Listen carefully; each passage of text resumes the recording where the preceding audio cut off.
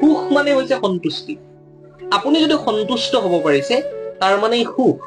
এতিয়া মই কথাটো অলপ বহলাই কবলৈ ভাল পাম যে চাওক, জীৱনত আপুনি বিচৰা প্ৰতিটো বস্তুৱে আপুনি নাপায়, সেইটো একেবাৰে চিৰসত্য কথা।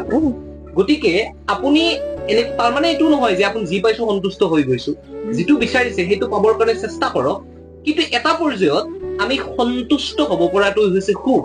আৰু কি পৰ্যায়ত আমি সন্তুষ্ট হ'ব পাৰিম সেই কথাটো আমি নিজে বিশ্লেষণ কৰি ল'ব লাগিব, নিজে সিদ্ধান্ত ল'ব লাগিব।